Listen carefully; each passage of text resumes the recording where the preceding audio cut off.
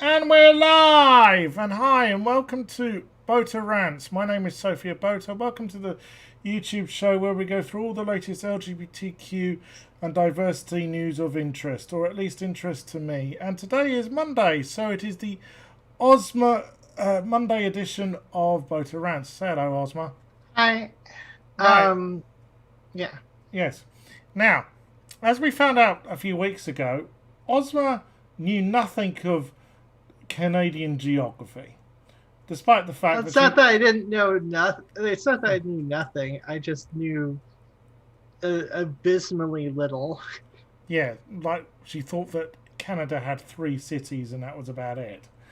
So, well, 3 major cities. I mean, obviously not just 3. Well, cities. I do remember it was Calgary. That's a really small city. Turns out it's double the size of Minneapolis, where well, actually, we live in St. Paul. That was twice the size of the Twin Cities, and then there was Montreal. Well, that's that really small city, and then Vancouver. That's that city out west. Well, anyways, I've set a weekly task to find out interesting facts about certain Canadian cities, and this week it's Montreal. So, okay. So Montreal, almost 2 million people in Montreal. I apologize for my terrible French accent, French pronunciation, I should say, which will piss off everyone in Montreal or Montreal. Originally, La Ville Marie, the city of Mary. It was nicknamed La Ville Clocher, the city of 100 bell towers, because of all the basically all the Catholic churches, or largely Catholic churches in Montreal, and Ubisoft Montreal is over there in Montreal, with obviously the one that became famous because of Splinter Cell and Prince Persia, and then has done many games since. Well, there's some interesting facts about Montreal. Do you know who found gold in Montreal? I forgot that one. Caitlyn Jenner. Wait, what? Yeah. Well, they won the gold medal at the decathlon at the Montreal Olympics, didn't they? So, they found gold in Montreal. Right, okay. So, on to the news, and there has been a lot of news, but actually, before we get to the news, today is International Day Against Homophobia, Biphobia, Transphobia, Interphobia, and NB-phobia. Now, if you want to know what NB-phobia is, it's non-binary phobia. So yeah, Piers Morgan, fuck you. He really does have an issue with non-binary people. In fact, there are some trans people who seem to have a problem with non-binary people. India Willoughby, Blair White, Buck Angel. Sorry, Buck Angel. So which doesn't help. Basically, today, really they should just call it International Anti-LGBTQ Bigotry Day. Yes, fuck you to all the anti-LGBTQ bigots out there. Of course. So you're going to get concerned. Why do you need an international day against homophobia, biphobia, transphobia, interphobia, and NB-phobia? Well, the reason why is because you ask. Well, and also hate crimes. They it's still happening. Yes. And so long as it's still happening, there needs to be a day against it. Yes. Now, I've got some facts here about hate crimes. This is relevant to the UK. So, this is from Stonewall. 1 in 5 LGBT people, that's 21%, this is from a report they compiled, experienced a hate crime or incident due to their sexual orientation and or gender identity in the last 12 months. 2 in 5 trans people, 41%, have experienced a hate crime or incident because of their gender identity in the last 12 months. And 1 in 6 LGBT people who aren't trans, 16%, have experienced a hate crime or incident due to their sexual orientation in the same period. The number of lesbian, gay, and bi people who have experienced a hate crime or incident in the last year because of their sexual orientation has risen 78%. That's kind of staggering, isn't it?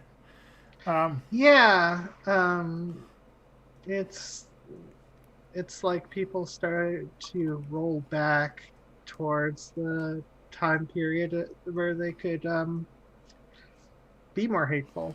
4 in 5 LGBT people, 81% who experienced a hate crime or incident don't report it. I mean, the thing is, I have experienced hate crimes. Yeah. And I know you should report it to the police, but unless it's physical, I don't, because it's like life. You just need to. I just need to get on with life. I know I should, and that's terrible of me admitting that. Well, I mean, I guess I don't know the police in the UK and how many of them are homophobic and whatnot, and transphobic and all that, and it would make a situation worse. Yeah, 3. Well, there's one incident I remember. I was in a post office, and the guy behind the counter, who I knew was a bigot. I was in the queue, and he called me. He went, "Sir," and I went, "It's madam, thank you." And he went, I'll call you madam when you sound like a madam." That's a hate crime. I know some people say, "Oh, well, what's the point?" The thing is, it's like this. You allow the little things to happen, then the bigger things happen. That's the issue. You have to nip these things in the bud, because as soon as they think they can verbally abuse you, then they think they can get away with physically abusing you. You see, that's how it works. 3 in 10 LGBT people, 29%. Avoid certain streets because they do not feel safe there as an LGBT person. Yep, that's certainly the case. There are streets around where I live. I wouldn't walk down. More than a third of LGBT people, 36%, say they do not feel comfortable walking down the street while holding their partner's hand. I'll tell you what me and Alice did a few years ago. We went out to a restaurant, and it was opposite a Wetherspoons, and of course Wetherspoons frequented by bigoted gammon.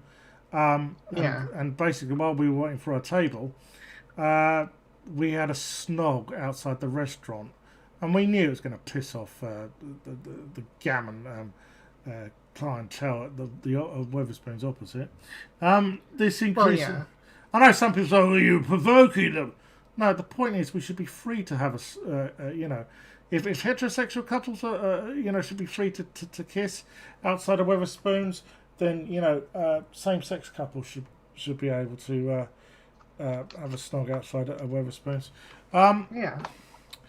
One in 10 LGBT people have experienced homophobic, biphobic, and transphobic abuse online directed towards them personally in the last month. The number increases to 1 in 4 for trans people. No wonder trans people don't feel safe on social media. Directly experiencing transphobic abuse online in the last month. So these are and here we are. That's hate crime. This is discrimination in daily life. 1 in 10 LGBT people, 10%, who were looking for a house or a flat to rent or buy in the last year were discriminated against because of their sexual orientation or gender identity. I remember there was a trans friend of mine who went to look for a place to rent in Brighton. And Brighton's actually a pretty LGBT friendly place, and the person who rented the room said that they wouldn't do so because they were scared that because they were visibly trans, they might get bricks thrown through the window. 1 in 6 LGBT people, 7%. 17%. So yeah, that's what I said, wasn't it?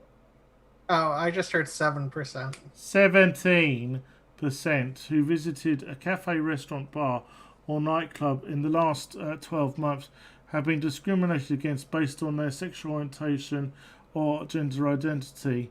1 in 4 Black, Asian, and minority ethnic LGBT people, 24%, accessing social services in the last year have been discriminated against because of their sexual orientation or gender identity. Yes, government institutions aren't immune from this. Almost 3 in 10 LGBT people, 28%, who visited a faith service or a place of worship in the last 12 months experienced discrimination. Why doesn't that surprise me? Religion is obviously at the root of a lot of this hate, anti-LGBTQ hatred. 1 in 10 LGBT people, 10%, who attended a live sporting event in the last year experienced discrimination because of their sexual orientation or gender identity. Yeah, you see, it's still, look, are things better than they were 30 years ago? Yes. But are they as good as they should be? No. And we're actually going, and in some ways, I assume 30 years ago it would be 100%. I would say this. In some ways, I think we are going backwards. We are digressing. Sadly.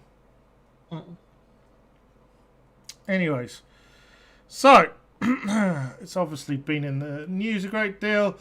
The Israeli Defense Force leveling Gaza and upping their persecution of Palestinian people.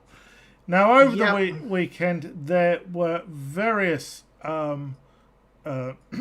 marches and protests in major cities around the globe against the Israeli government's persecution of the Palestinian people. There's also been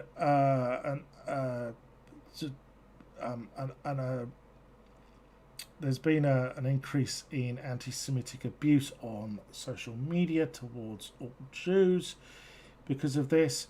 Can I just remind people that not all that I nor Ozma nor any other Jew living in Britain or the United States or anywhere else is actually responsible for the actions of Benjamin Netanyahu and the Israeli government. I need to do this. Yeah. I know it's really stupid that's kind of an obvious fucking statement, right?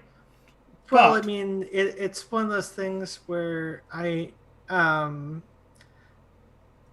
some people just delve into the anti-Semitic abuse. It's one of those things where damned if you do, damned if you don't. but the thing is, right? It is actually the actions of Benjamin Netanyahu and the Israeli government which are stoking the fire of anti-Semitic hatred with their actions. Yeah, yeah. Although obviously, when you start, there's anti-Semitic people who are when you run an apartheid regime against a marginalised group, people are going to get angry. Now, I do not excuse everything which is said in that anger. Definitely, I wouldn't do so. But I understand why people would get angry and say some really, hateful things in reaction. Certainly, there is an excuse, and I wish we could find a better way of being able to deal with this. And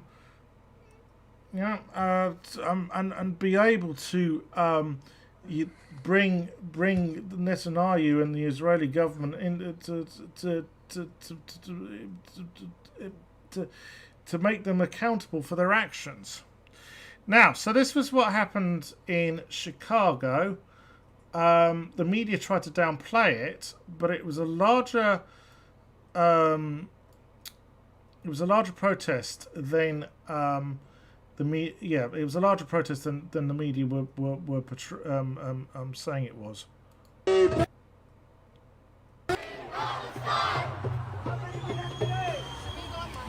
Hey, ABC, I'm looking right at you. You say we have a few hundred? Count again. We have 20,000 strong.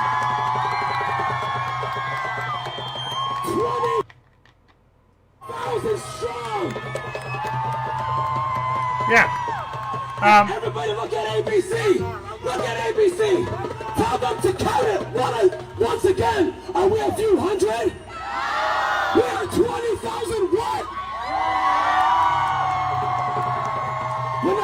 When I say 20,000, you say strong. 20,000. 20,000. 20,000. 20,000. Free, free Palestine. Free, free Palestine. Free, free Palestine. Free, free Palestine. Free, free Palestine. Free, free Palestine. Free, free Palestine. Free, free Palestine. Free, free Palestine. Long live Palestine. So that's what happened in Chicago. Now this was this was the protest in Toronto. Now, as you can see, there were some pro-Israeli Zionist counter protesters, and the observation was they're all white, and that is something I have noticed about the pro-Israeli Zionist. Well, the people who are pro, specifically the actions of the Israeli government, regardless of what they are. Yeah, and I there is a documentary called The Witch Hunt, which is about what happened to Jackie Walker, who's a friend of mine, and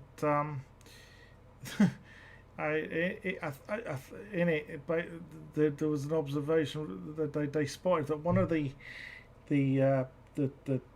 people who turned up to one of the sort of pro-Israeli government protesters who regularly turned up to counter-protest pro-Palestinian demos was a member of Britain First, which is a far-right sort of pseudo-paramilitary group. Yeah. And I know a lot. I remember Jane Fay giving me a call ages ago. So I might go into tell the whole story, but essentially, turned out that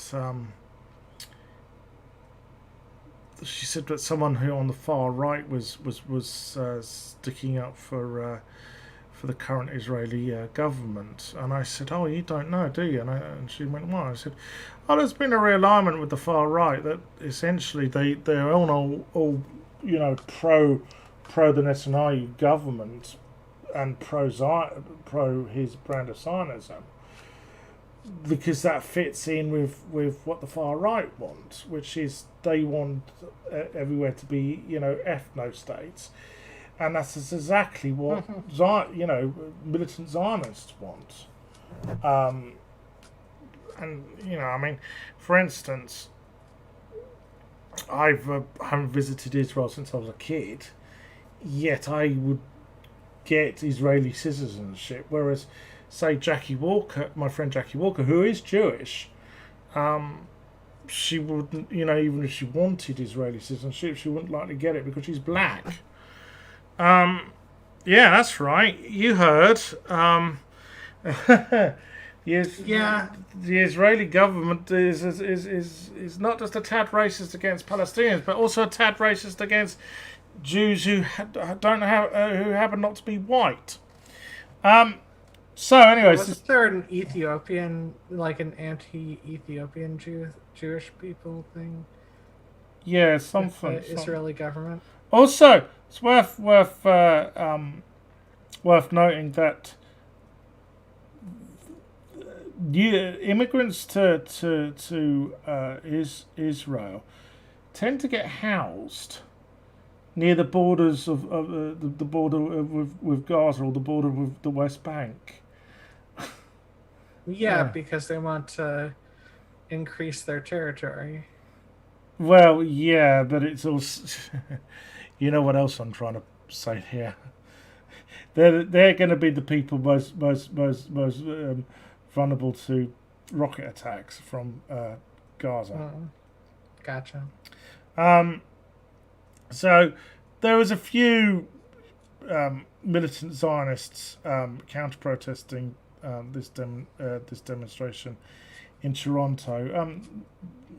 There's no point really showing it to you, but essentially they were severe. The militant Zionists, Uber Zionists as I like to call them, were outnumbered severely. The other thing I was going to say is Dusty Smith did a segment on all this, and he said he's scared to use the word Zionist because he thinks it's been hijacked by the far right. No, Dusty, you shouldn't have to be scared to use it. Zionism is it's Jewish it's Jewish nationalism, and the original intent was the establishment of the state of Israel, which I agree with. Both me and Osma, believe there should be a Jewish homeland. But what Zionism has become now is decidedly fascistic with Netanyahu, the far right calls anyone Jewish Zionists. That's probably why of Dusty's reasoning. Well, I mean, he we'll get to a video he covered because he. Let's just say that there are some Israelis who come off sounding like white supremacists. Yeah. Anyways, because they are. Well, yeah. Now, there was a big demonstration in London. This is it.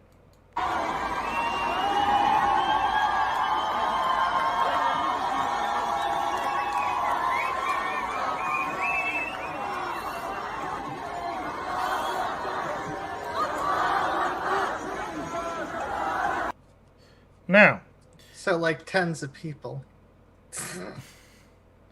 Yeah. Jackie Walker went. I was unable to go, and she said it was one of the biggest in years. This really has, from what I've seen, in the media and on social media, I really feel that there is a turning of a tide going on, particularly in the United States. Sure, we'll get to what Biden's response to all this, but I really do feel that with the grassroots of the Democratic grassroots, there now is a lot of anger towards the actions of the Israeli government. I mean, it used to be, shall we say, that the Democrat Party used to just turn a blind eye to some of the unlawful and horrific actions of the Israeli government, but towards the Palestinian people. But now you're hearing a lot more opposition to it, and I'm not just talking from Ilhan Omar, but from others as well.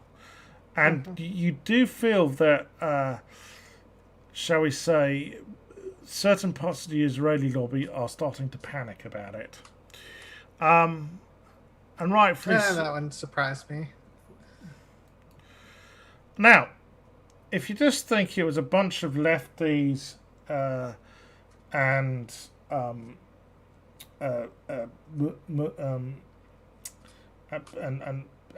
bunch of lefties and other assaulted people and anti-Semites who were at this protest in London, you'd be wrong.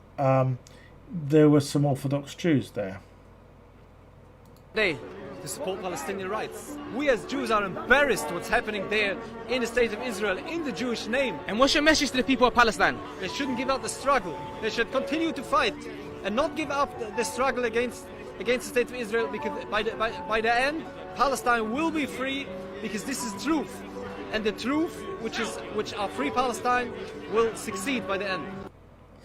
Now, I think I would say that I still support the two-state solution, even though because of Israeli government illegal land grabs and settlers, illegal settlements in the West Bank. You look at an actual detailed map of the West Bank, and you think a two-state solution isn't viable, just basically because of the amount of land the Israeli government has seized. And here's the thing, the Israeli government speak out of both sides of their mouth when it comes to the illegal settlements. On one hand, they say, "Oh no, it is illegal. We disapprove. We don't approve of these illegal settlements." But on the other hand, they give these illegal settlements, military protection, and they turn a blind eye to their violence towards the Palestinians. Whereas, if there's violence from the Palestinians towards the illegal settlements, the IDF go in and while children are chucking stones, they grenade and machine gun them. I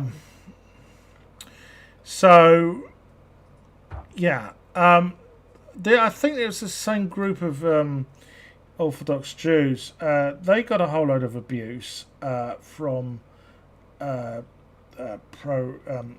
from Militant Scientists, and you'll notice again all the Militant Zionists tend to be white.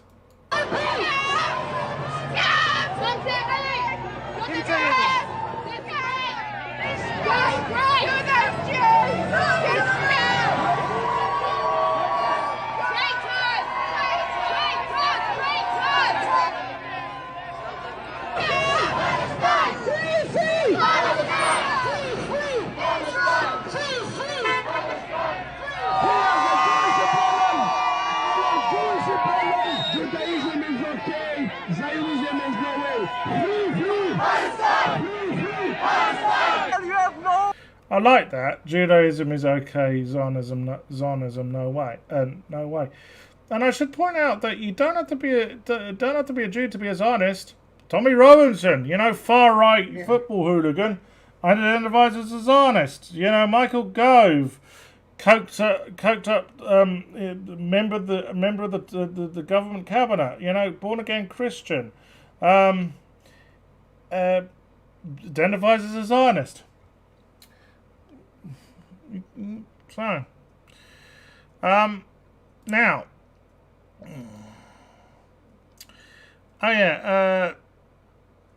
This was a protest in New York, calling out a few people. Building the Israeli government from accountability. We're stopping the UN Security Council from speaking out. We're stopping the International Criminal Court from prosecuting Israel for war crimes. And we're silencing Palestinians and BDS activists who try to speak out right here. You know who helps with that? Sorry, I didn't catch it. Who helps? So right now, I'm not going to keep talking for too long because we need to go. We need to go now because he needs to hear from us now. What I want to tell you is that we have real momentum. This is not impossible. Last night, progressives took to the floor of the House of Representatives and they spoke out for Palestine in a way I have never, ever seen before. As I say, there is a movement building in the United States. It does feel like that now. Questioning U.S. support for the Israeli current Israeli regime. Now, so the UN Security Council members on calling for Israel-Palestine ceasefire. Here's all the people who supported there being a ceasefire, and here's who vetoed it. The United States. So, Joe Biden, the Biden administration, A-OK with the Israeli Defense Force, killing women and children and using white phosphorus and blowing up tower blocks and what the fuck ever. It's fine. It's only 58 children so far, I think. Only. Yeah, I was being fucking hyperbolic because god damn it. And here was Biden's response last week. I had a conversation with Bibi Netanyahu. Bibi! You're on such friendly terms with him, Biden. That doesn't bode well, does it? Not too long ago. I'll be putting out a statement very shortly on that. My expectation and hope is that this will be closing down sooner than later. But Israel has a right to defend itself when you have thousands of rockets flying into your territory. But thousands? Hold on, he said it was going to close down soon. No, Benjamin Netanyahu said today that the bombing will continue. Now, this was, Thursday, Friday last week? Also, thousands of rockets? It was like a handful of rockets, and it was one rocket that started it, and then Israel started bombing the fuck out of Palestine. Gaza, yeah. Gaza, sorry. Now, Biden has children, 34 women. Biden has been completely impotent with this when he needn't be. Israel is the biggest recipient of U.S. foreign aid. Okay, over $3 billion. And all Biden needs to do to rein Netanyahu and the Israeli government in, and to get them to stop the IDF killing women, innocent Palestinian women and children, is to basically threaten to cut their funding. Yeah, Biden could do an awful lot, but he's choosing not to. I heard Owen Jones was interviewing a Palestinian activist today, and Owen said, well, we're here in the West, we were hoping that Biden would be better than Trump, and this Palestinian activist said, no, we kind of always knew that Biden would be just as bad as Trump when it came to the Israeli-Palestine conflict, and well, she's right, he is. And I know the U.S. State Department said they didn't agree with the forced evictions in Jerusalem, which sparked all this off.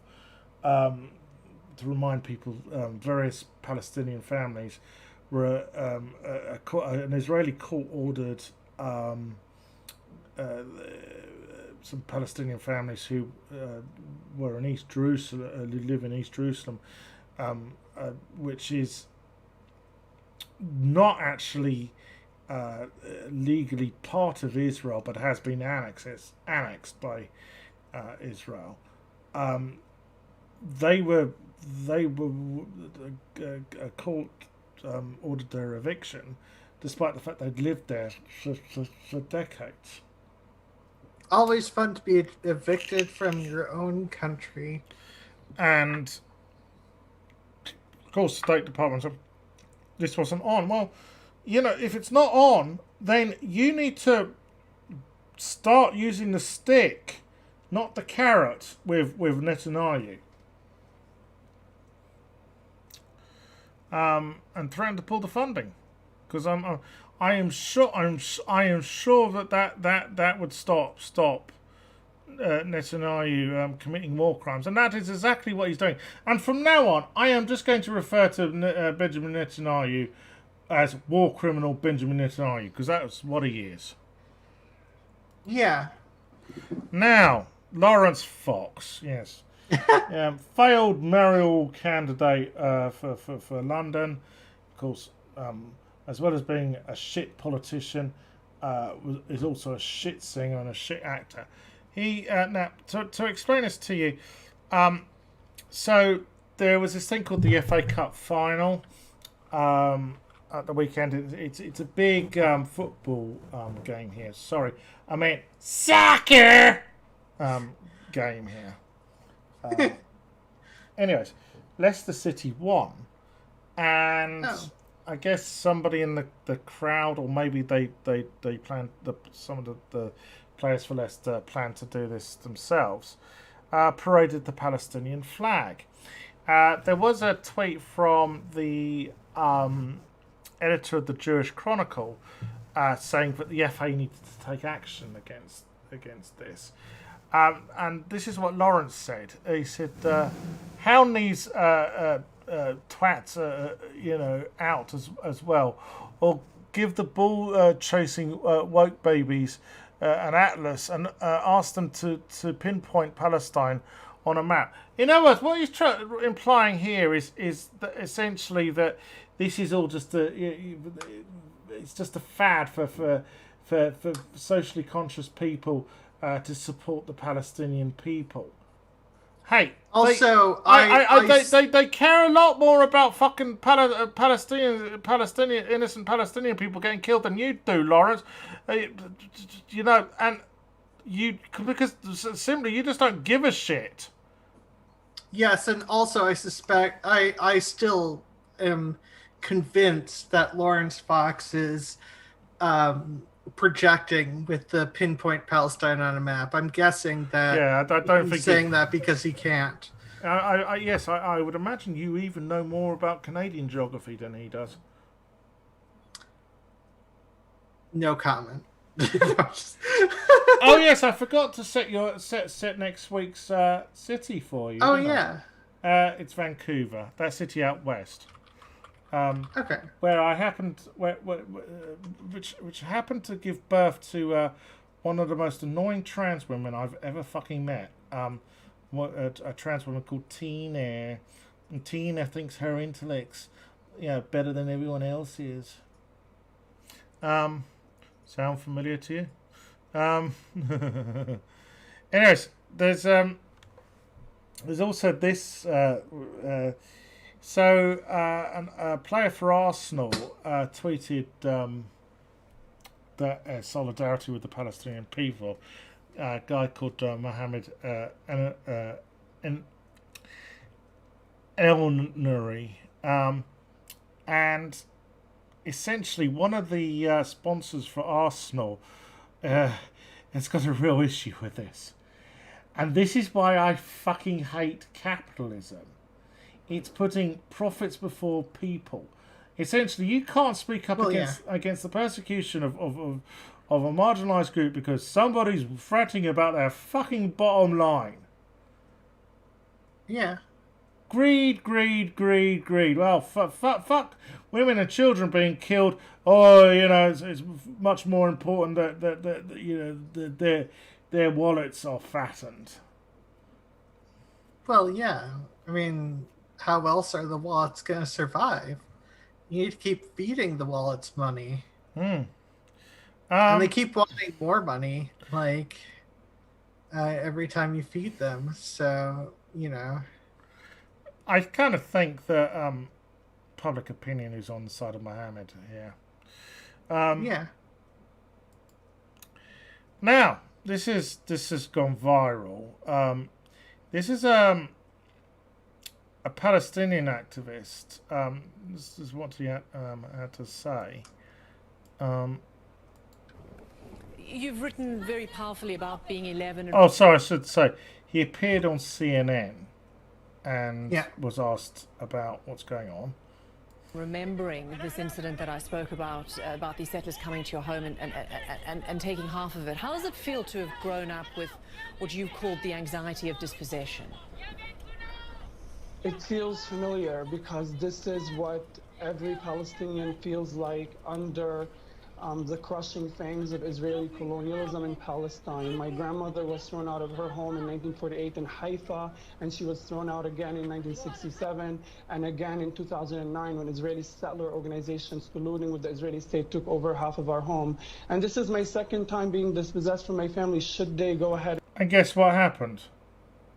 Well, you can see underneath. Just watch again. Yeah, no, I saw. You've written very powerfully about he got arrested again. This incident that I spoke about. Yeah. This is the Israeli Defense Force for you. You speak out against them, and you're gonna get shit. And there's worse to come, by the way. Such as this. Now, this is a bit of a weird one, actually. So, the Israeli Defense Force blew up the offices of the Associated Press in Gaza because they said they were housing Hamas operatives. But that's what they say about every place that they blow up. Yeah, but it's a children's school with a bunch of children playing in it. It must have been. It was definitely a bunch of Hamas children. And, the secret child operatives of Hamas. It was totally justified that we murder those children. I mean, it's the same thing for everything. Sorry. But here's the weird thing, right? They gave the Israeli Defense Force actually gave them an hour's warning that they were going to blow up this building. So I kind of think, hold on, if they've got Hamas operatives in there. Wouldn't the Hamas operatives scarp up before if they got an hour's warning that the building's going to get blown up? Yeah. Yeah. It's a bit stupid. But I mean, and in other words, they blew it up to try to remove. Or reduce news circulation. And this isn't the first time. Palestine. Yeah, and this isn't the first time that AP have had one of their offices rocketed by the Israeli Defense Force. They don't. The Israeli military do not want the press to be reporting the truth about them. They're bullies and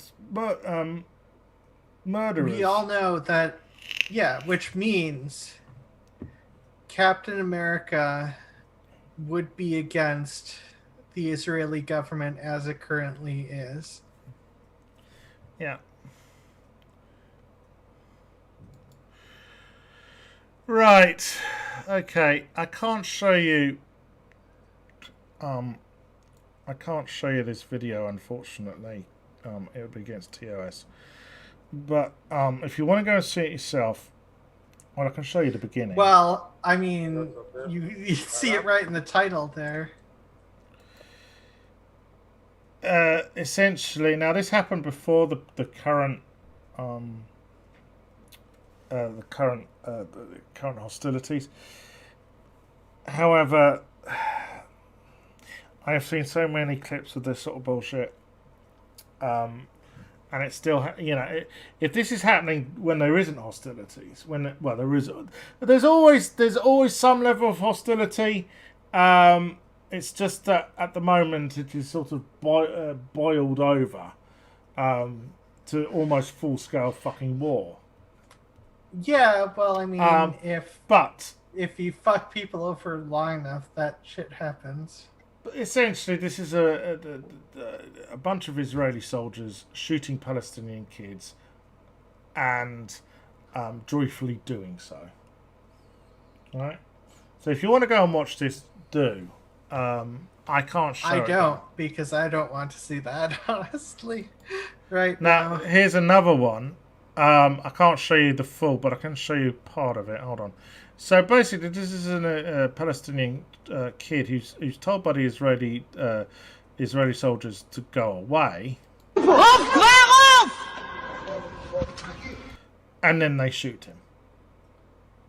They shoot him when he's going, moving away from them. This is what U.S. taxes funds, right? This is the murder of fucking innocent fucking Palestinian children. Yeah. But of course, Americans don't get to see this because this isn't the CNN and fucking Fox News and whoever else. They ain't gonna fucking show you this. Yeah. They're all too busy sucking the fascist cunt Netanyahu's cock. Yeah, and unless you are prepared to suck Netanyahu's cock, you're an anti-Semite. Didn't Jeremy Corbyn find that out? The other thing is, right, I'm going to say this: libertarians and I've tried to drop fucking great hints to fucking Arent about this because she is a libertarian. That libertarians don't like paying tax. Well, why aren't libertarians kicking up a stink about their taxes funding the indiscriminate, murderous rampages of the fucking Israeli Defense Force against innocent fucking Palestinian people? Now, I remember I was really surprised last Friday, Dusty Smith getting as angry as he did about this, because generally I kind of thought that he steered away from the Israeli-Palestine conflict, but even he was really, really angry, and I've told him, I'm a Jew, and I'm just as angry. I really am. Well, yeah, because the Israeli all, government's doing so many atrocities, and they're becoming more and more visible, and it just makes supporting the Israeli government as is inexcusable to so many people. So many Jews who remember what the Holocaust was are opposed to what the Israeli government is doing now. Yeah, I hate to say this. The Israeli government have become what they say they most despise. Yeah. And I hold my head in my hands every fucking time this happens. Yeah, I'm sure that in 2 or 3 years, me and Oscar will be because the Israeli Defense Forces will carry on for the next few days or the next few weeks, bombing the shit out of Gaza. Then they'll pull out, right? And then in 3 or 4 years, this will fucking happen again and again and again.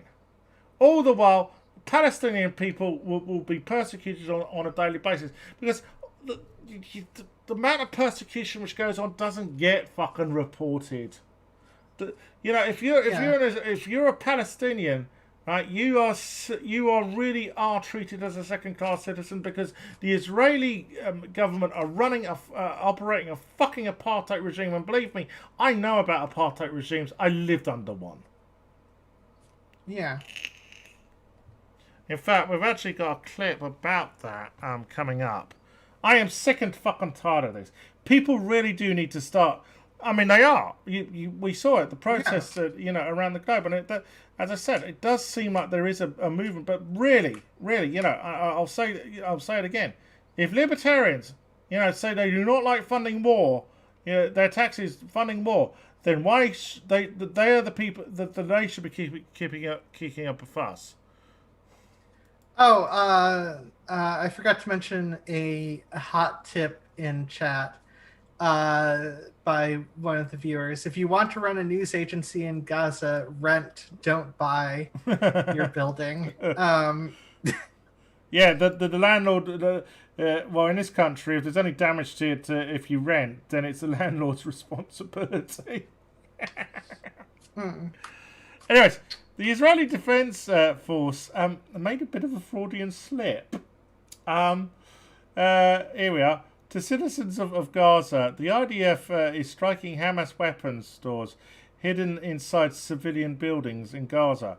Although Hamas wants to put you in harm's way, we urge you to stay away from Hamas weapons sites and get to safety. Our goal is only to strike terror. No shit! Oh man, that is an accidental oopsie that they did there. Yeah. Whew. Yeah. Yeah. The IDF telling the truth for once. Now, Gadot. Obviously the actress who plays Wonder Woman. Do you want to read this one out? Sure. Gal Gadot says, "I am sending my." Oh, sorry. Hold on. I keep doing this. We keep jumping into stuff without me explaining. For those who don't know, Gal Gadot is Israeli. Yeah. And I have defended her in the past because I kind of felt there has been a certain level of anti-Semitism towards her just because she happened to be Israeli, but she can't help. She can't help what side of the border she's born on. She did serve in the IDF, and I know some people have complained about that. But the thing is, what people don't realise is that you don't get a choice. There is it's mandatory conscription for both men and women in Israel. And the only other option is, prison. And that ain't an option. Yeah. So anyways, do you want to read this out? Yeah. So this is what Gal Gadot said. "I'm sending my love and prayers to my fellow Israeli citizens, especially to all the boys and girls who are risking their lives protecting my country against the horrific acts conducted by Hamas, who are hiding like cowards behind women and children. We shall overcome. Shabbat Shalom. Hashtag we are right. Hashtag free Gaza from Hamas. Hashtag stop terror. Hashtag coexistence. Hashtag love IDF." Right. The love IDF is kind of yeah. Yeah, and this was from July 25th, 2014. Right. Now, this is the last time, I think this was the last time, right? But there's something lacking in that. Any empathy for the Palestinian people. Yeah. Yeah. And now I understand why people have a bit of a problem with her. Hashtag love the IDF. Fuck off. Alright. Now, Benny. Although. Hold on. Right. Oh. So, Benny. Yes, this is Benny. Oh, yeah. I was just saying, Gal Gadot did do a recent tweet that seemed a bit more empathetic towards the Palestinians. She did? Yeah.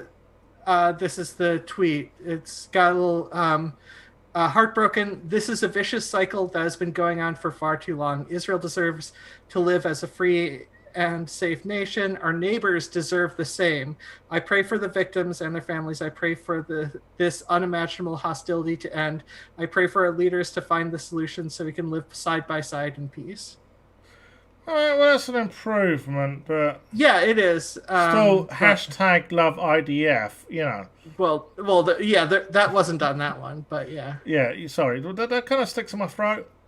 Oh yeah, definitely. Considering the actions of the IDF, I know what some people are going to say.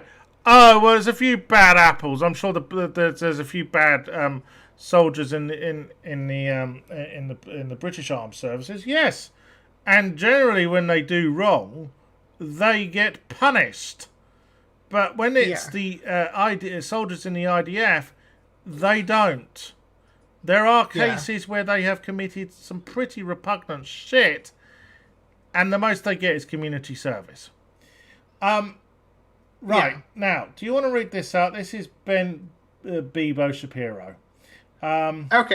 And he's defending... Benny Chaperone. Yes.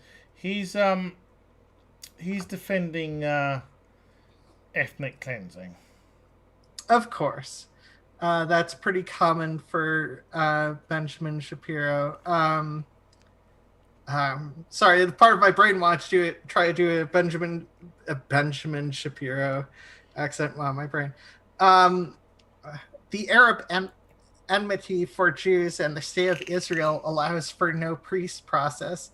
The time for half measures has passed. Bulldozing houses of homicide bombers is useless. Instituting ongoing curfews in Arab-populated cities is useless. Some have rightly suggested that Israel be allowed to decapitate the terrorist leadership of the Palestinian Authority. But this too is only a half measure. The ideology of the Palestinian population is indistinguishable from that of the terrorist leadership. Half measures merely postpone our realization that the Arabs dream of Israel's destruction. Without drastic measures, the Arab dream will come true. If you believe the Jewish state has a right to exist, then you must allow Israel to transfer the Palestinians and the Israeli Arabs from Judea, Samaria, Gaza, and Israel proper. It's an ugly solution, but it's the only solution. It's time to stop being squeamish. Odd that the New York Times didn't choose to quote this passage for holy shit. That is that's fucking repugnant. Yeah, that is horrible on so many levels. But I'll tell you what, Benny, how would you like it if, like, the US government came in and said, right, okay, you don't have a right to live where you do anymore. We're moving you to somewhere else. No, you wouldn't fucking like that, would you? Well, that's what happens to fucking Palestinians. And Palestinians might support people like Hamas, and I have obviously, I don't have... Hamas are a repugnant terrorist group, don't get me wrong. Yeah. I despise them. But here's the thing. The Palestinians are going to support them because they're fighting back against an apartheid regime. A regime which persecutes Palestinians on the basis that they're Palestinian. Yeah, and it's weird. I feel like Israel maybe Hamas is may have learned from their past in some way. In some way, I mean, like look at what Germany did to the Jews. I mean, they moved them into some other area. Yeah, it was the same. It was the same under apartheid. It was the same in apartheid South Africa. Yeah. No, what would happen? No. Seriously. What would happen is, you'd have black townships, which suddenly the South African government would say are illegal. get the security services to move in and basically demolish those townships and move the people who live there to somewhere else, right? Yeah. This is what happens with the Israeli government and the Palestinians. Yeah.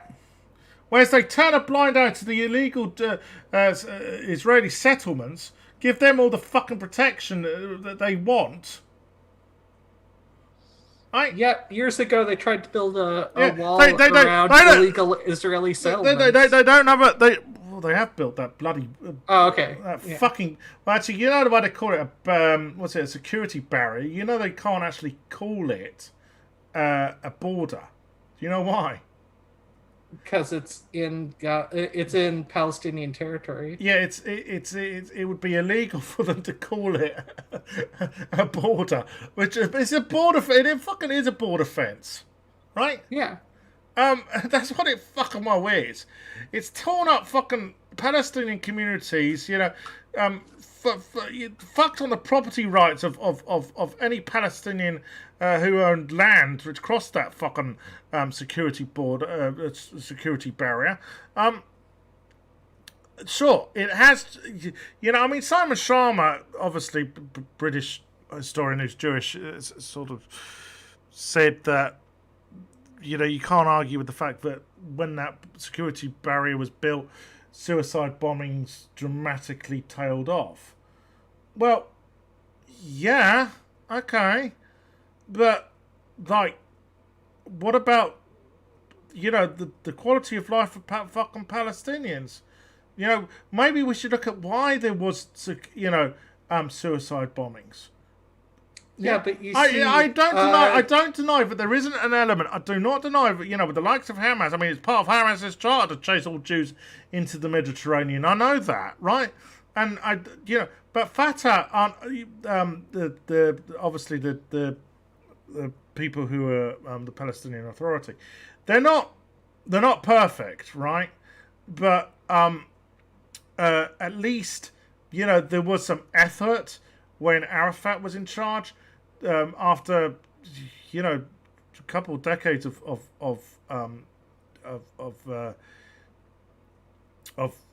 hostilities, to make some peace, right? And they're thus showing that there is, you know, at least on the Palestinian side, a willingness to coexist in peace, right? Yeah, well, I'm sure there was that with the Israeli government under Shimon Peres and Yitzhak Rabin, but not with Netanyahu. You know, he's still hung up about the fact that his brother was killed on the road in Tebbe.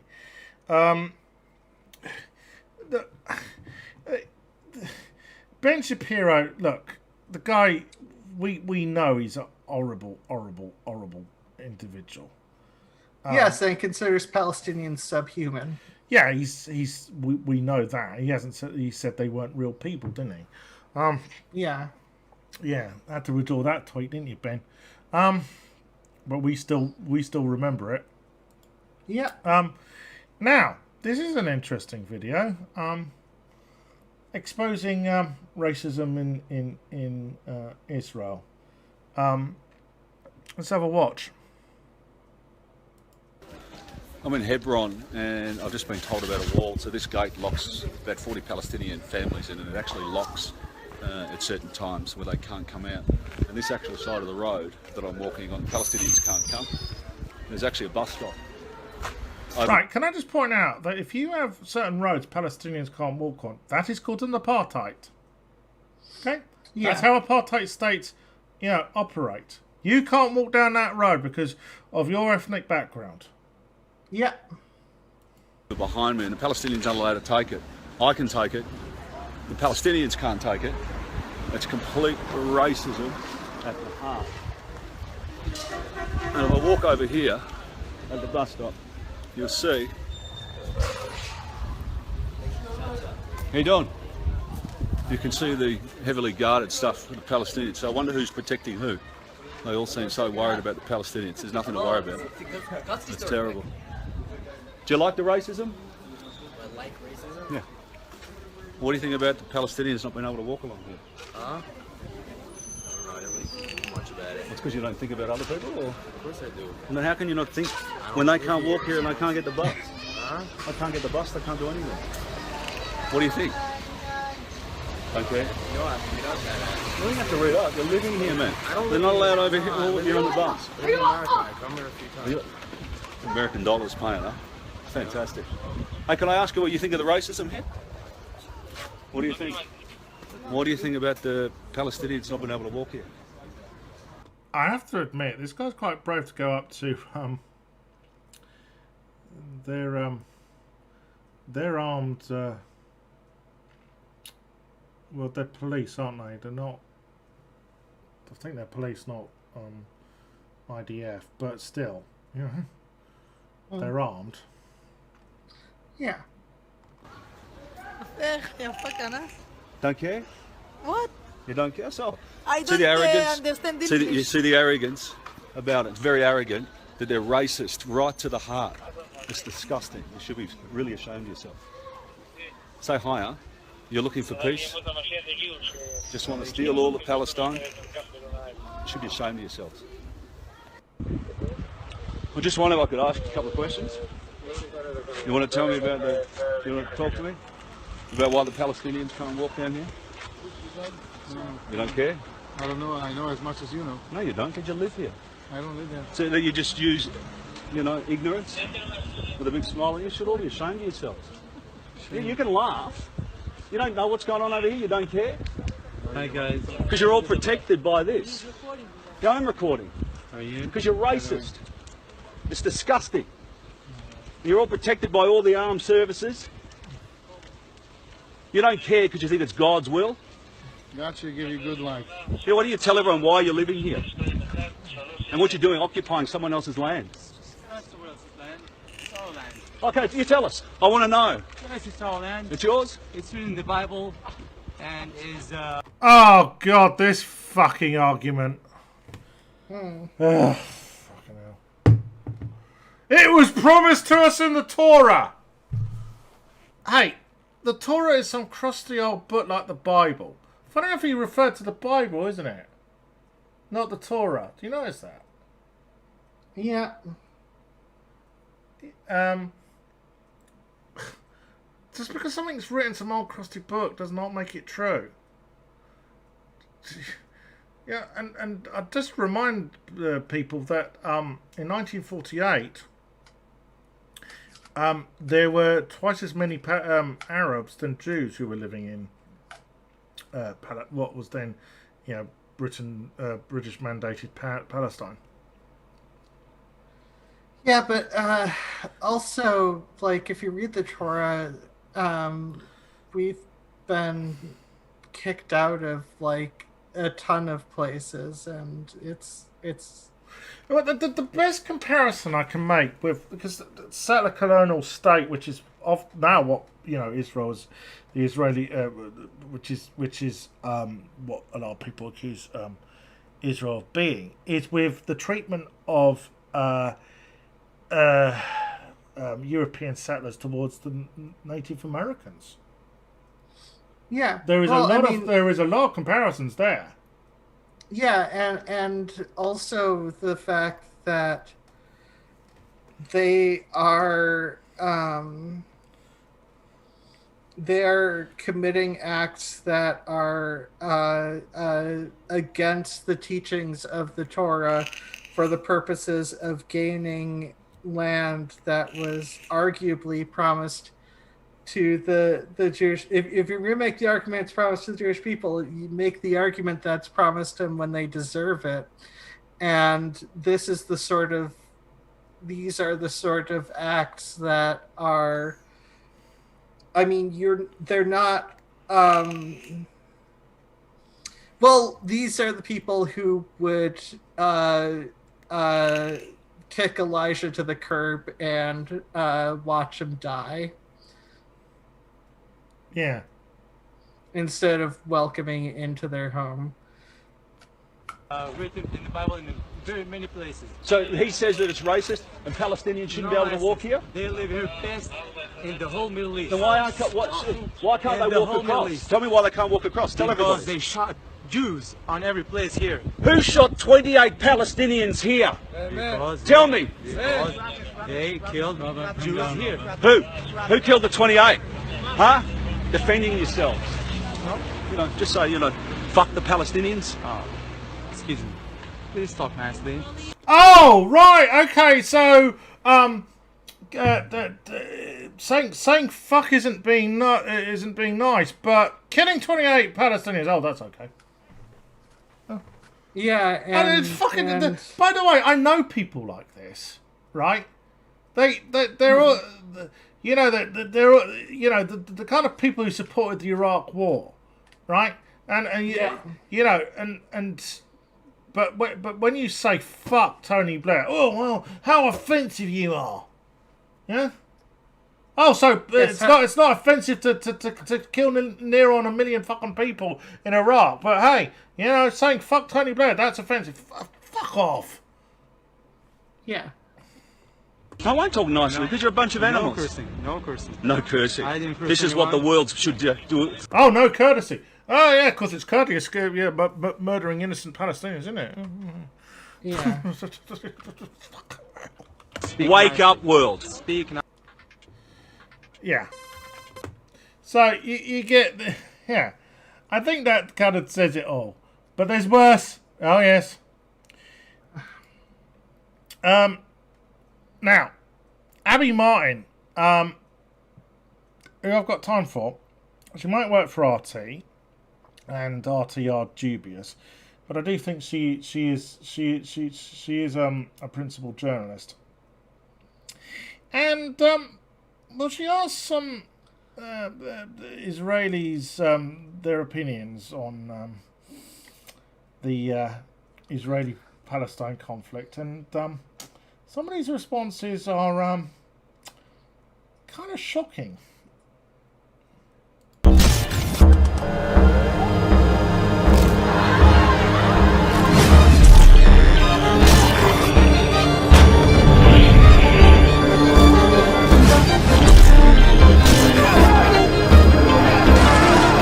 September 12th, an Israeli Knesset party approved a plan to annex all of the occupied territories that would erase Palestine completely. This is considered an extremist solution to a conflict that has spanned decades, and the so-called key to peace in the Middle East. But how do Jewish Israeli citizens feel, those who are not in the government or living in illegal settlements? Last year I traveled around the West Bank to release a series for the Empire Files on the plight of Palestinians, featuring their voices and stories. But I also went to speak to average Israelis in the Jewish quarter of Jerusalem. We're here in Zion Square in Jerusalem, which the government has actually declared to rename Tolerant Square. And we're just going to ask everyday Israelis what they think about the situation. You're American. Where are you from and why did you come here? I'm from New York, and I came here with my family when I was younger to make Aliyah, because it was always my parents' dream to come to Israel because we're religious. So, are you American? Yes. Oh, cool. When did you move here and why? I moved here 11 years ago. My family moved here because this is the country of the Jewish people and the future of the Jewish people, and we want to be here. How old are you guys? 18. We're 18 years old. Now we're here in Israel taking a leadership course, and we're going to the army for a few months to see how life's here. And then we hope to bring back some of this knowledge to our youth movements. So you're like an internship with the army? It's about 2 months, and they show you everything about the army. Israel is a great place. It's a nice place. You should come and visit. I love Israel, and I feel safe here. All that misconceptions are not true. There's not people with knives every day, and there's not people exploding. Palestinians? Yeah. No, but pretty much the life here is really good. For people living here, it's just normal to see people in the army walking around with guns, and you feel completely safe and protected.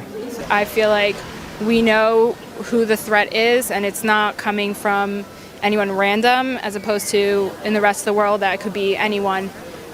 Here we know who our enemy is, and we know that they are out to get us.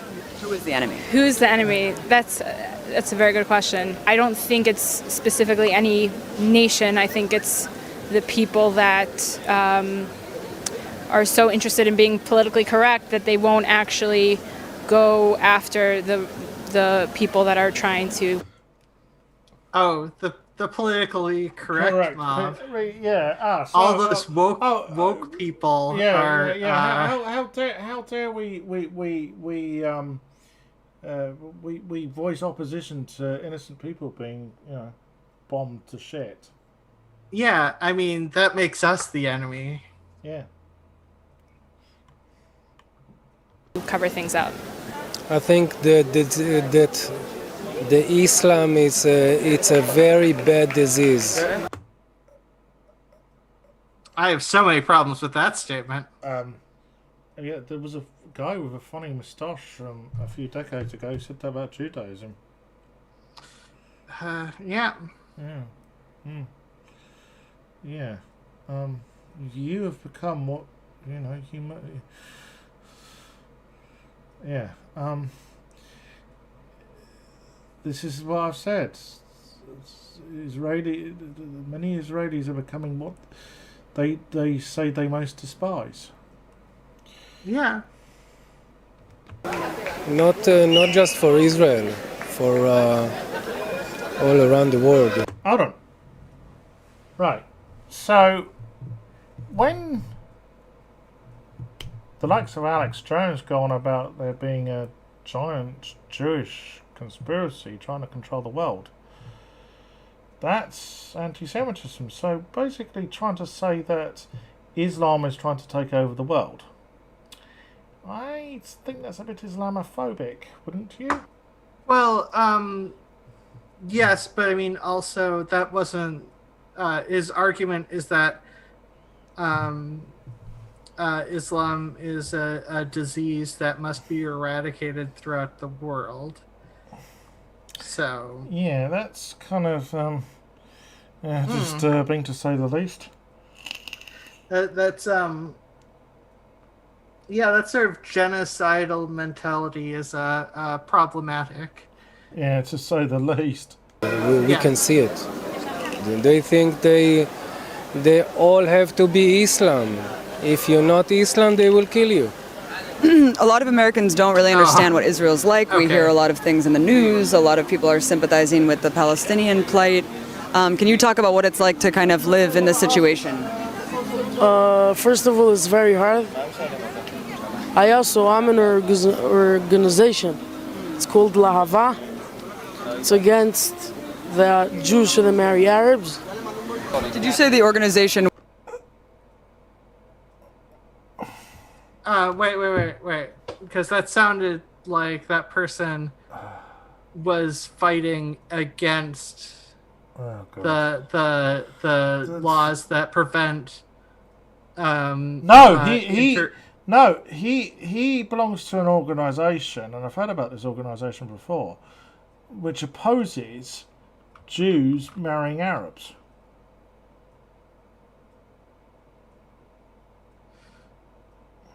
No, go back. Yeah. No, you're right. Sorry,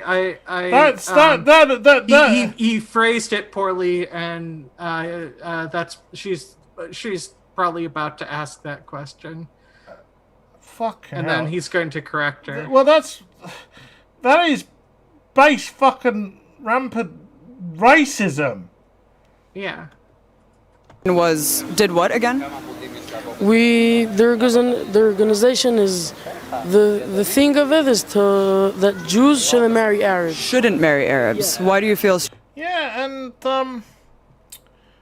I remember living in a country where there were laws against whites marrying blacks. Yeah. And I think some states had that in the South, didn't they, not so long ago? Yeah. Yeah. Yeah.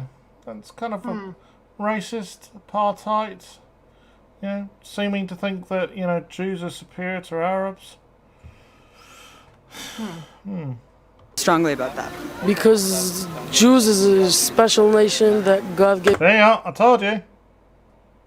You see, if this guy could be. This is exactly what you hear from white fucking supremacists. Yeah. But he's just talking about Jews being, superior to Arabs. Can I just say, as a Jew, I am not superior to any other ethnic group, and I would hope that Ozma would agree with that. Oh yeah, I 1,000,000% agree with that. I also wouldn't consider. I would go so far as well to say that I wouldn't consider myself superior to my girlfriend This is the kind of shit which the fucking Nazis used to fucking spout and the thing is, of course, now I'm going to be accused of anti-Semitism because I'm making comparisons with Nazi Germany. But hey, for fuck's sake, this is the shit which is coming out of this guy's mouth. It'd be easier if some of these organizations, would stop doing it. Then yes, it would be much easier to not make those comparisons. Gave it to the Jews, and we don't want Jews to get mixed up together with a different nation. I think. Don't want Jews to get mixed up. So you got to get you've got to keep the bloodline pure. Is that it? Yeah. I had to make a comparison with let me think now. Who was it? Who were those people who did that? Well, it wouldn't be the Nazis, would it? Nah. Israelis have to take over, and they have to kick them away. It will be much better. Sorry, it's their land as well, Oh no recognition of that. Hold on. Such tolerance, intolerance square. No, I'm being sarcastic there. Fucking this intolerance, then some. Not to kill them, just to go back to Arab countries. Oh my God. Yeah. So you want to send them to the east? Yeah, let me think. There was another bunch of people who wanted to send another group to the east. I'll let you work that one out. You can't deal with these people. There's no need to try. There's no need to talk to them. What we can do is when they do enough harm, we retaliate. That's war, and that's the situation that any Jew who lives in Israel has to deal with. יש לך משהו להגיד, היא אומרת ש... על מה? גם ככה ערבים, מקסימום. אוקיי. בסדר בעברית? פשוט מאוד. צריך להיכנס לשטחים, וכל מחבל שעושה פיגוע צריך להרוג אותו, צריך להרוג את המחבלים, ואז הם יפחדו ולא יעשו לנו בעיות, והכל יהיה בסדר. הם יהיו בכפרים שלהם, אנחנו נחיה פה, לא צריך להיות ביחד, והכל בסדר. I think also that every Arab that doing a terrorism attack, we have to kill him, and not because he's an Arab, because he's a terrorist. I think you should also kick out the family, because it all begins with chinuch. Are you saying that? Can I just point out, there's a bit of an irony here. There's that T-shirt, Sons of Anarchy. Now, I know that's a TV show. Yeah. But I just find it ironic that someone who is wearing a T-shirt which says anarchy on it is spouting fascist bollocks. Oh. One of my observations.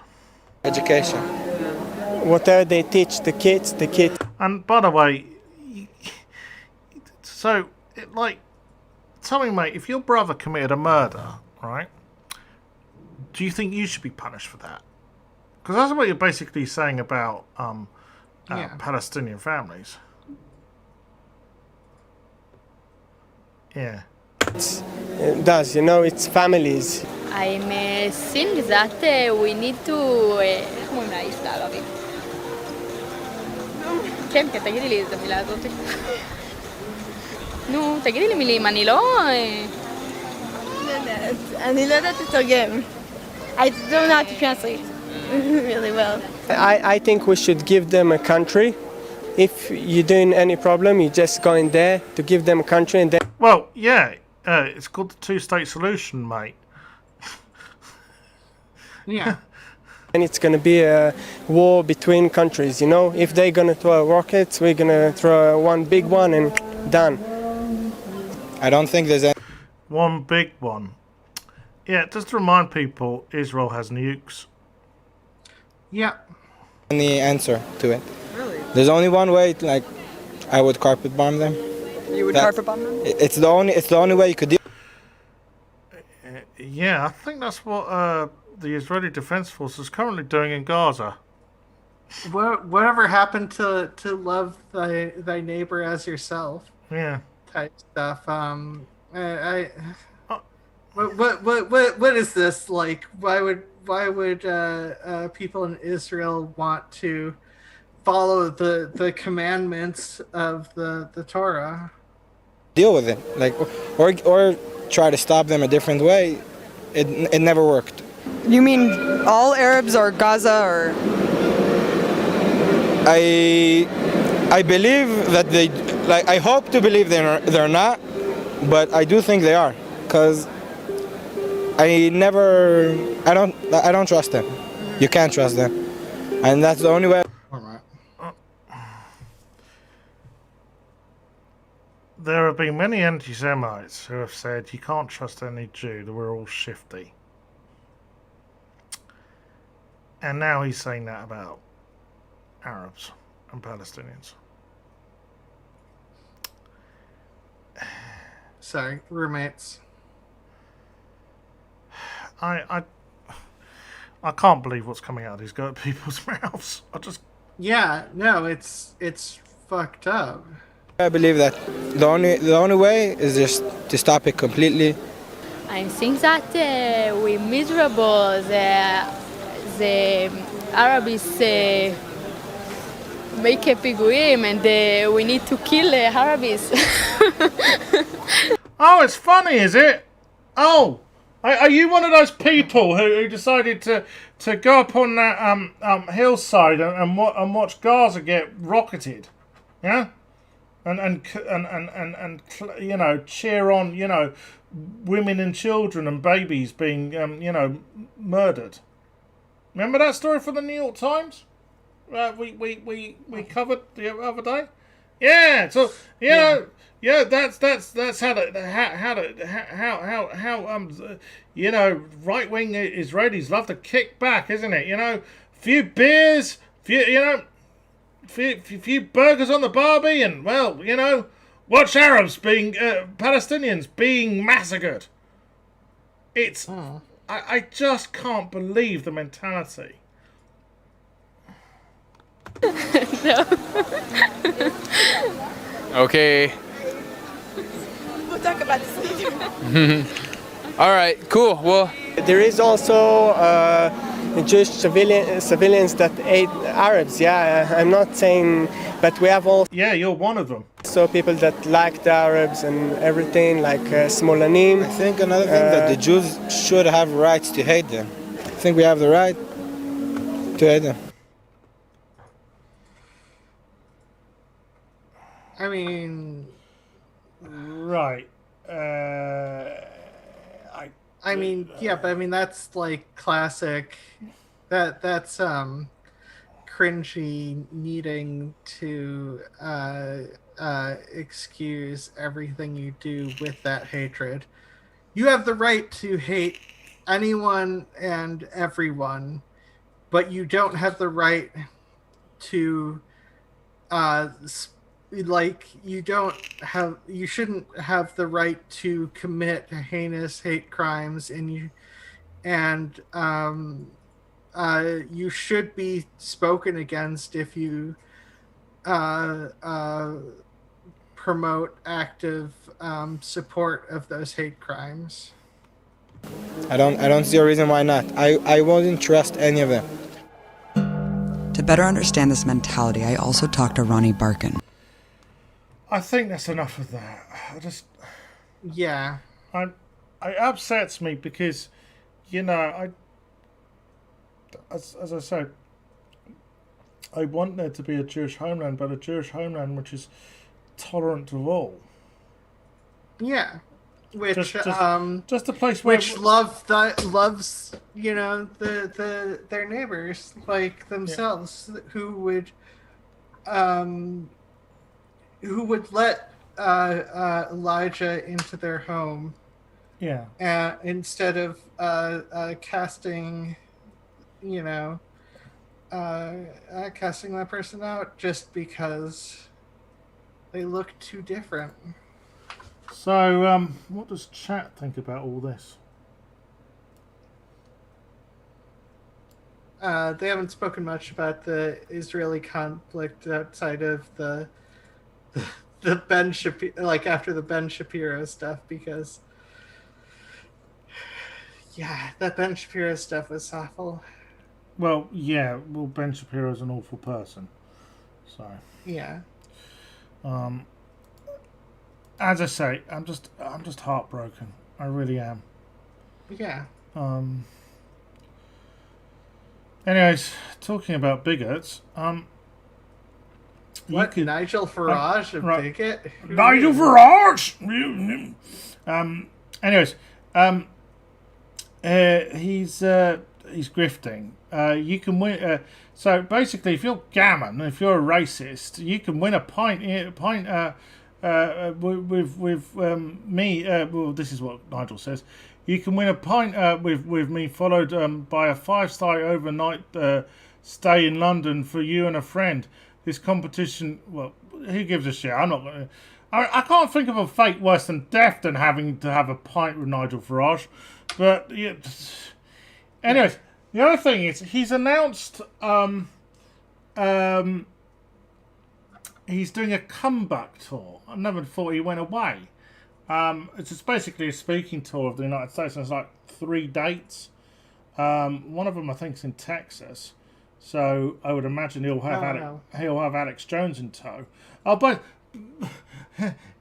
he has appeared on Alex Jones's radio show in the past, and here's the thing. You remember I've talked to you before about the Joseph Cohen's bunch of racist trolls. They call themselves the Israeli Advocacy Movement, right? You know, remember I showed you the video where they turned up and there was a bunch of progressive Jews who were saying Kiddush for those Palestinians who were massacred. Right. Yeah. Well, anyways, you know, I once pointed to him to the fact that Nigel Farage went on Jones's radio show and was being as anti-Semitic as fuck, right? Did Joseph say anything about it? No. Joseph Cohen is backed by conservative money, and thus is always attacking the left. He rarely he did attack Tommy Robinson one time, but then he went silent on that because the rumor is that he gets his money from the same place, gets his funding from the same place as Tommy, the Middle East Forum, I think it's called, which is basically conservative money. And the Middle East Forum is actually based in, I think, Washington, D.C. Anyways,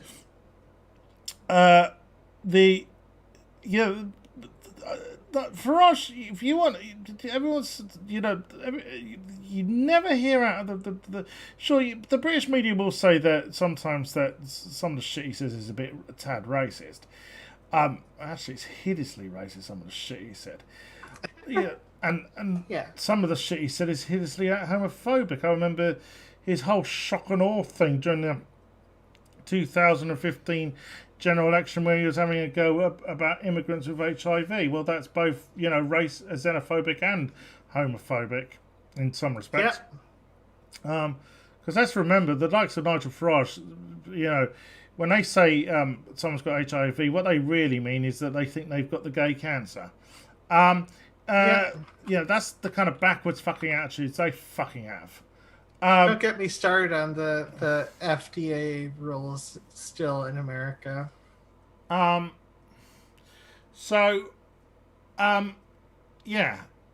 back grifting. We'll have to keep an eye on him. And some people say, you know, I thought this show is LGBTQ focused. Well, here's the thing, right? We're diversity focused as well, okay? And Nigel Farage is, as well as being a xenophobic, racist bigot, as I've pointed out, is also a homophobic bigot.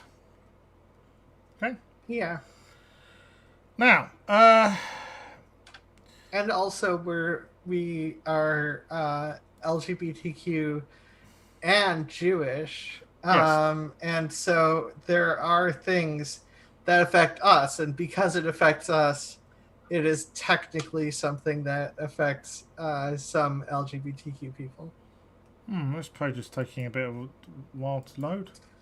I hate when Pink News gets that way. Oh, yeah, here we are. Ah, there we go.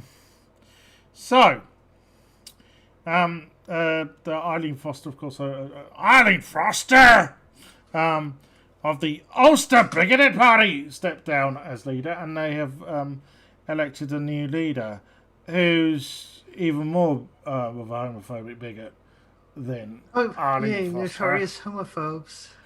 Yes, so do you want to have a read? Yeah. Edwin Poots. I'm sorry. I'm going to try not to laugh at the name. Edwin Poots. Edwin Poots, in his pants, has won the leadership of the the Ulster Bigoted Party, and I'll do it because I'll do it better. Sorry. Ulster Bigoted Party. Well, I'll do it as long as I can keep my voice. It's already saying my voice. And will replace Eileen Foster as she steps down next month. Poots in his pants, who has a long history of opposing LGBT plus rights, was declared winner of the Ulster Bigoted Party leadership race on Friday, the 14th of May, shortly before 5 p.m., following an internal election. His election rival, Sir Geoffrey Donaldson, received 17 votes compared to Putin's pants' 19 votes.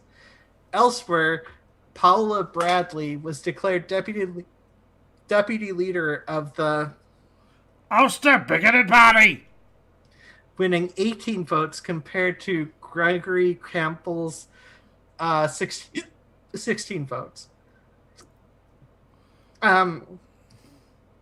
While Edwin Poots in his pants will succeed Foster as leader of the Ulster Bigoted Party, he is not expected.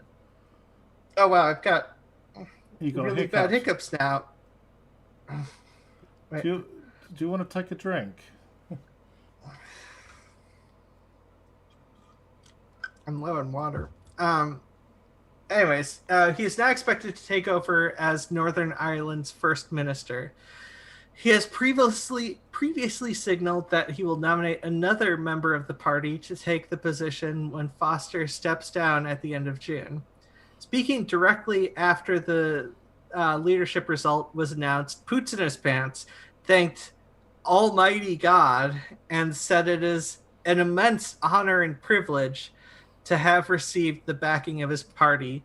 Poots in his pants admitted that Northern Ireland has had its quote-unquote trials, but said the people have shown remarkable resilience. He said that the Ulster Bigoted Party is the quote-unquote authentic voice of unionism and promised that it will continue under his leadership.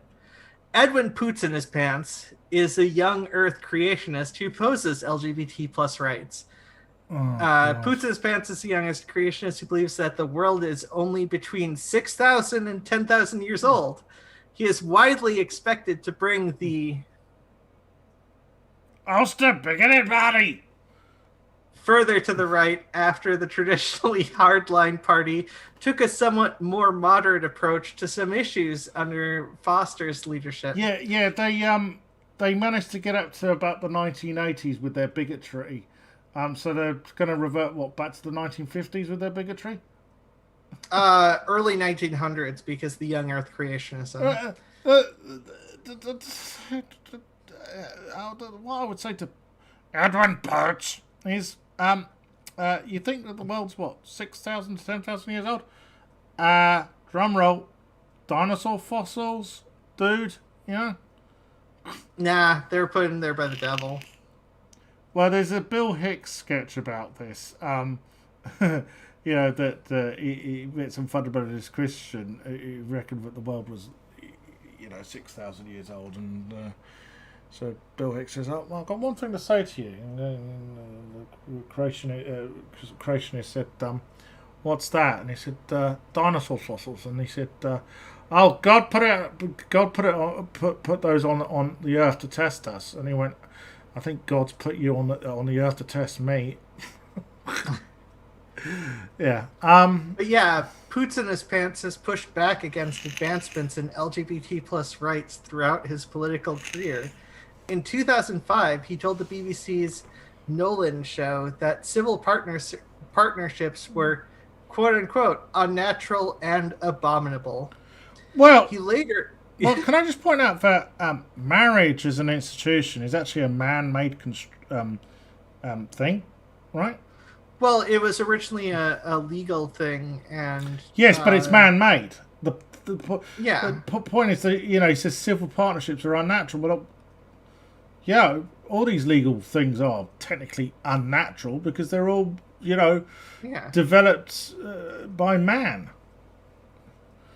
Anyways, he later faced criticism from the LGBT plus community when he fought to stop gay and bisexual men from donating blood in Northern Ireland, claiming that the high-risk sexual behavior of queer men should exclude them. By the way, that is still a law in the FDA books in America, and fuck, that's annoying.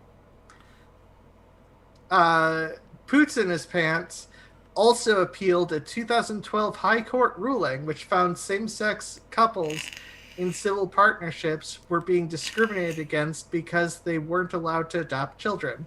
Speaking at the time, Poots in his Pants said, "Shame on the courts for going down the road of constantly attacking Christian principles, Christian ethics, Christian morals, which this society was based on and gave us a very good foundation."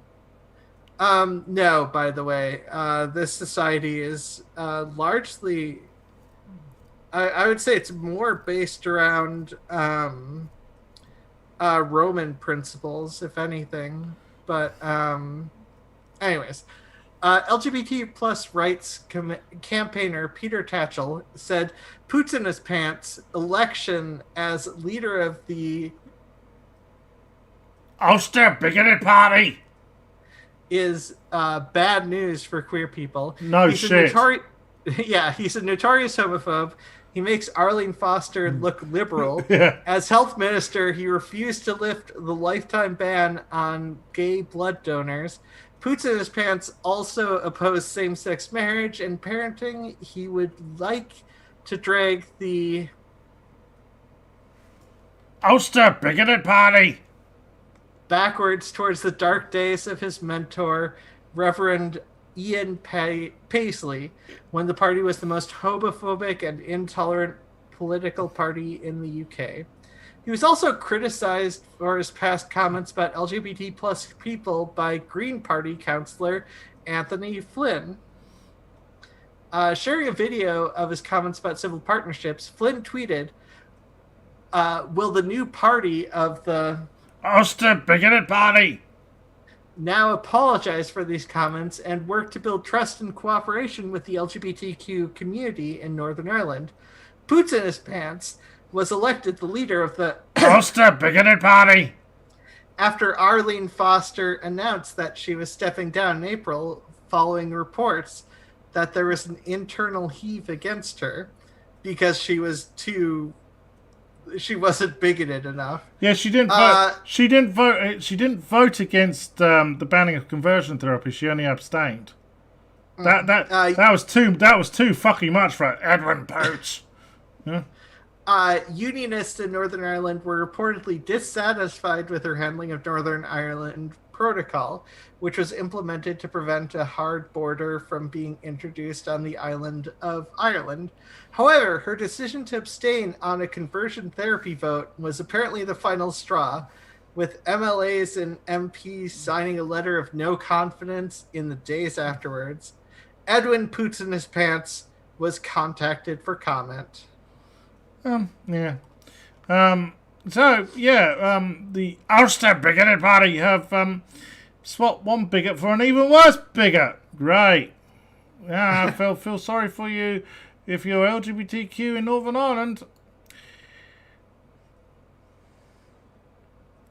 Sorry, it's taking a bit of a while to load at the moment for some reason. Well, one of our guests mentioned Pooty Toots, which also would have been a good choice.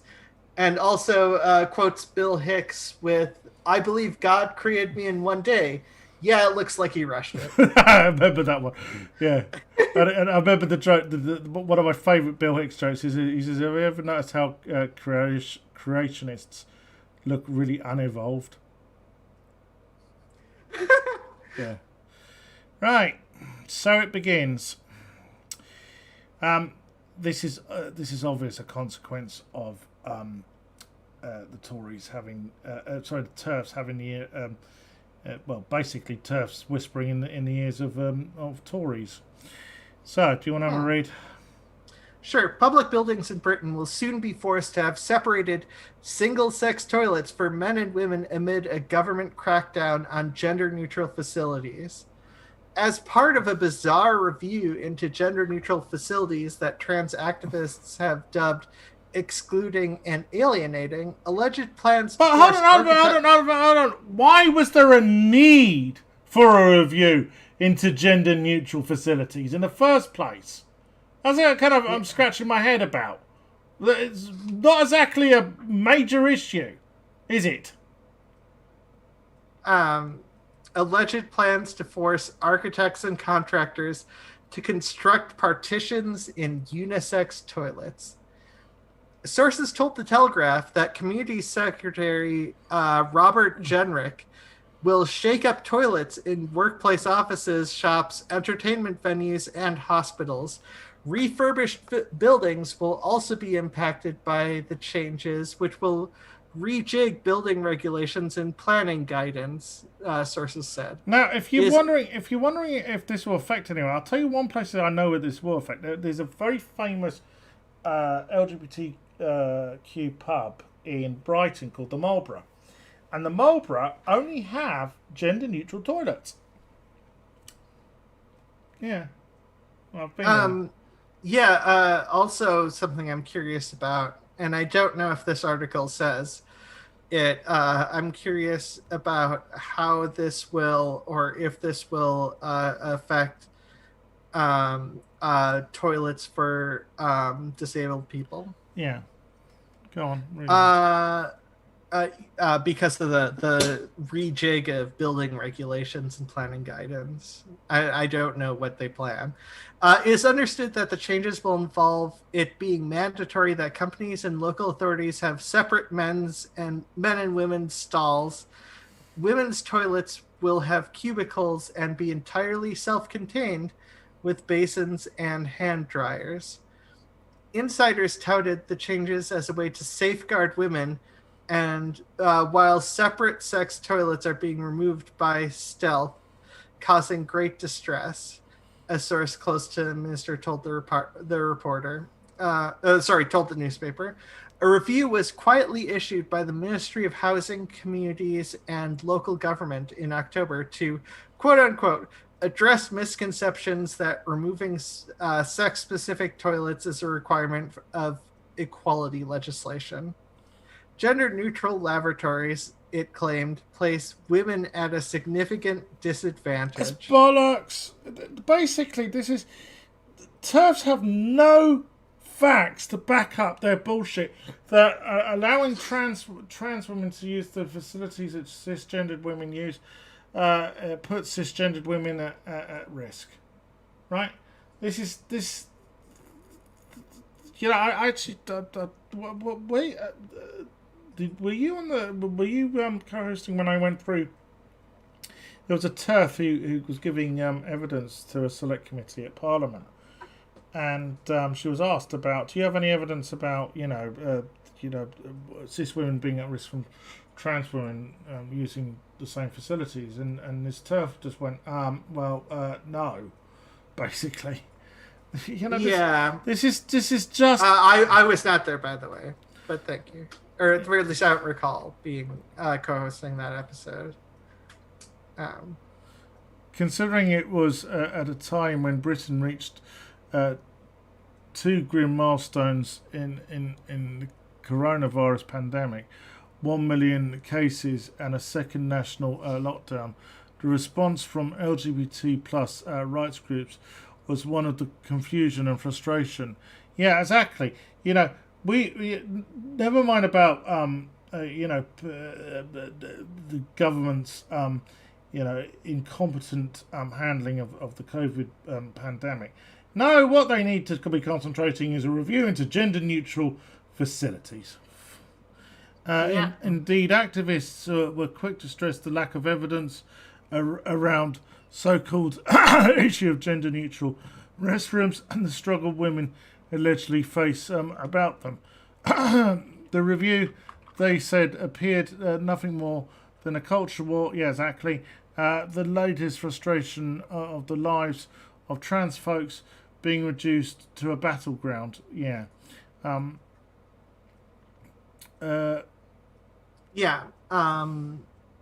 Local authorities and employers follow the 2010 Equality Act. As part of its sweeping anti-discrimination provisions, it states that gender reassignment is a protected characteristic. As a result, trans men are entitled to access to the same facilities and services as other men, and that trans women are entitled to access to the same facilities and services as other women. Pink News contacted the Ministry of Housing, Communities, and local government for comment. Which means they didn't give a response. Now, there was one story I did see, and I didn't know if we'd have enough time to do it, but we do. So we are going to talk about this because it's that time again where we talk about cringe with Jenna. Oh yay! Cringe with Jenner. What new cringe has Caitlin manifested now? How much has CJ just? Yeah. So Caitlyn Jenner criticizes California for being #1 in her latest campaign ad. Caitlyn Jenner has released her latest advertisement in her controversial run to become the next governor of California. After her universally panned inaugural advertisement, Caitlyn made sure to put some more substance in this ad, specifically discussing her planned agenda for the office she's running for. The spot opens with Caitlyn stating, "Right now in California, we're #1.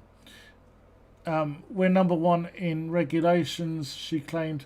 "We're #1 in taxes. We're #1 in people exiting the state. It doesn't have to be this way." Now, first of all, that last one, that's not true. California's population has actually grown, but it's #1 for rich people exiting the state because they don't want to pay tax because they're greedy fuckers and they can't get a slot at the local aerodrome for their private jet.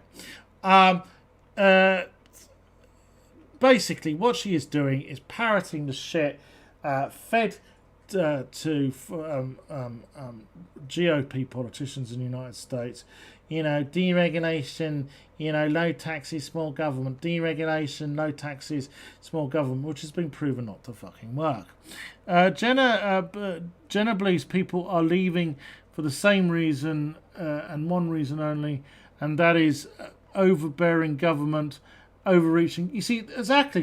This is all shit we have heard from GOP politicians time immemorial. It's always the same bullshit with them. Jenna argues that because she has long competed in sports and reality television, she can make California competitive by leading the state in the opposite direction. Less taxes, less regulations, more people staying in the state with already the largest population in the country. Sorry, we've already had one person in office who was a former reality TV celebrity. And it was a fucking disaster. His name was Donald Trump, and he occupied the White House for 4 years.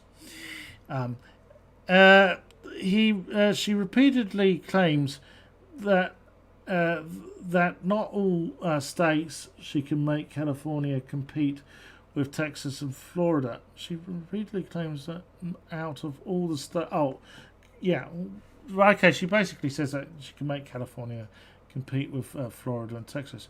We need to compete with them, she snickers. I'm very good at competing.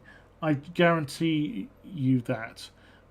Like in her first ad, Jenna capitalizes on her pre-transition athletic career, highlighting clips and photos from when she competed in the 1976 Montreal Olympics.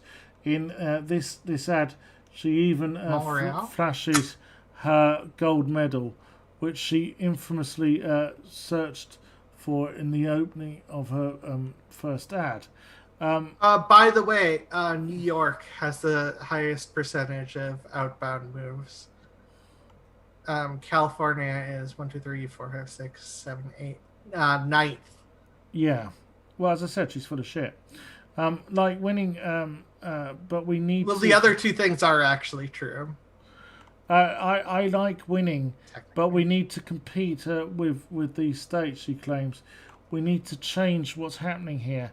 We've got more to offer here in California than Texas and Florida combined. We just have to have a good business environment and less regulate. As I said, she's again parroting, what these right-wing think tanks, feed GOP politicians. Let's take back California from who?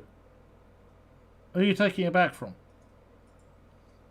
Also, California has the highest GDP in the country. Oh, she's taking it back for the people. Yeah, like you really are in touch with the common man in the street, Jenna. You really are.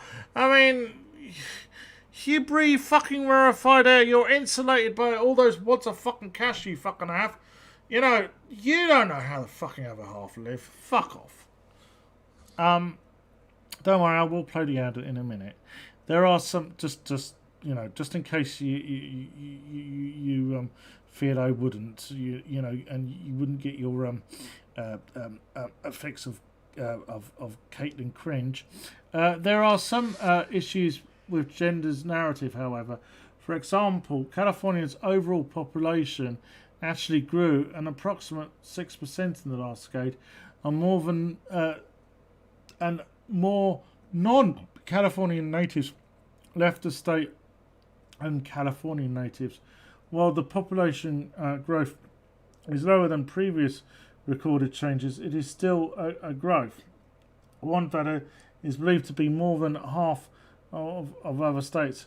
Another example is while she claims she wants less regulations and would do less work managing the daily lives of Californians, one of the first and only campaign positions thus far has been to voice support for banning trans girls from women's sports. Yeah, which would be a regulation on sports. That'll be another regulation, Caitlin. Yeah, I thought you were against new regulations. Yeah. Anyway, shall I play the ad? Yeah, all right. That's cringe. Yeah, just let CJ kill me. We're number one in regulations. We're number one in taxes. And we're number one in people exiting this state. It doesn't have to be that way. They're leaving for one reason and one reason only, and that is overbearing government, overreaching government, overtaxing us, overregulating us. We need to go to Sacramento with a different approach. We need less regulations. We need less taxes. We need to compete against the other states that, like Texas, Florida, that are taking our citizens and our businesses away. We need to compete with them. I'm very good at competing, I guarantee you that. And I like winning. But we need to compete with these states. We need to change what's happening here. We've got more to offer here in California than Texas or Florida combined. We just have to have a good business environment and less regulations on the people here in this state. And that's what I plan on fighting for. I need your support. I cannot do this alone. Let's take back California for the people. Yeah, that's cringe. Taking Yeah, back California for the people. Yeah. But which is why California has 15% of the United States GDP. Well, yes, the California alone would be the 5th largest economy in the world, I think. Right, well, that brings to an end another edition of Botha Rants. Thank you for joining me, Ozma. Oh, you're welcome. All your links are down below if people want to check out what Ozma's doing. Yeah. You're taking a break or not doing at the moment. You're taking a break from the fluid voice, aren't you, at the moment? Yeah, and that's just. But you'll be back a week. But hopefully you'll be back a week Sunday, and I'll be on that show. The 30th. Yeah. So. Well, we won't. A little more than a week. It's a couple weeks. Well, I said a week Sunday. That's what I said. A week Sunday, as in a week this coming Sunday. A week from Sunday. Okay. Yeah, that's what I meant. This is where my American accent didn't process. Oh, that's all right. You and your fancy British accent. No, just kidding. It's British with still a twang of South African. Anyways, mostly just when you say South Africa. Yeah. No, but when I say at least that's my estimation. But to be fair, I thought I'd lost my South African accent, but my fiance says she still picks up on it. It's nice.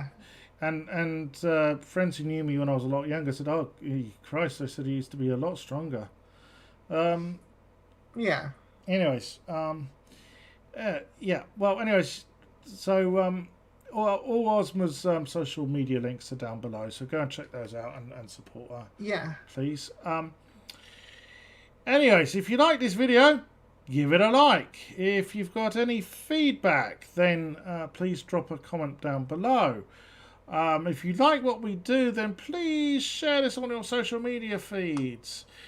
And most important of all, please, pretty please, fucking subscribe. Go on and tell your friends to subscribe as well. Make Sophia's life happier. Anyways, until Wednesday, when I shall return, hopefully at 7 p.m. British Summer Time. That's right. We don't always operate on Greenwich Mean Time in this country. It's British Summer Time. Yeah. Yeah. Anyways, which that threw me off last year. Anyways, until Wednesday, take care of yourselves, stay safe, and peace out. Bye.